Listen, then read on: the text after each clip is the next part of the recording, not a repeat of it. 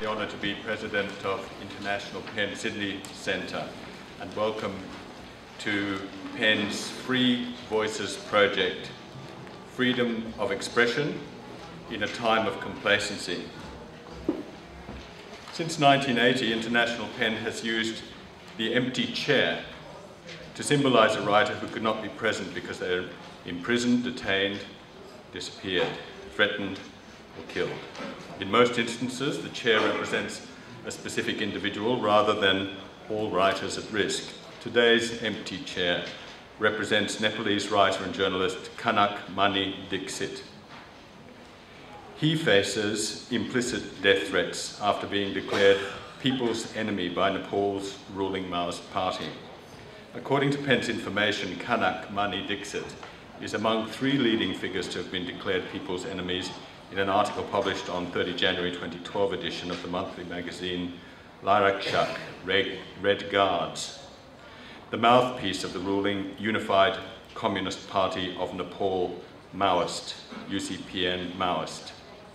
Also targeted are Kul Chandra Gautam, a former UN Assistant Secretary General and a long-standing Deputy Executive Director of the UN Children's Agency, UNICEF, and human rights activist Subodh Raj Pyakurel, Executive Director of Information Services Sector, INSEC, the largest non-governmental human rights organisation in Nepal. All 3 men are believed to be threatened for their outspoken criticism of the chairman of UCPN Maoist, Pushpa Kamal Dahal Prachanda. In particular, their calls for him and his party to renounce the use of violence. PEN is dismayed that journalists and writers continue to be targeted with apparent impunity in Nepal, a great country. And we remind the Nepali authorities of their obligations to Article 19 of the International Covenant on Civil and Political Rights, to which Nepal is a signatory, freedom of expression.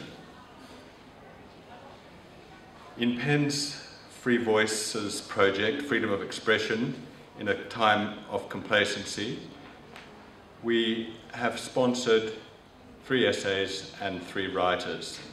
We're proud to have been sponsored by the Copyright Agency Limited, CAL, and I'd like to introduce Zoe Rodriguez, who looks after the Cultural Fund and policy at CAL, to make a few remarks. Zoe.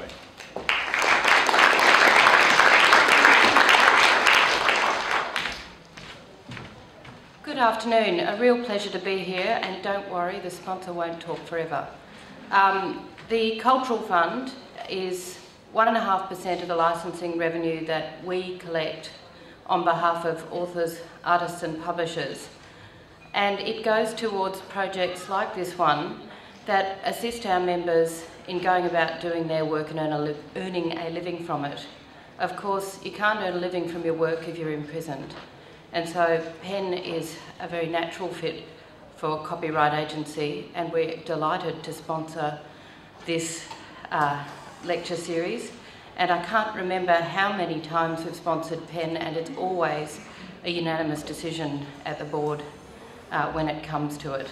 So, and I also just wanted to say, Michael's been pretty heroic. He's just got in off a plane from Indonesia, and if I were him, I'd be asleep. But thank you very much, and we are very, very proud to sponsor this, and I'm looking forward very much to Tony's talk. Thank you.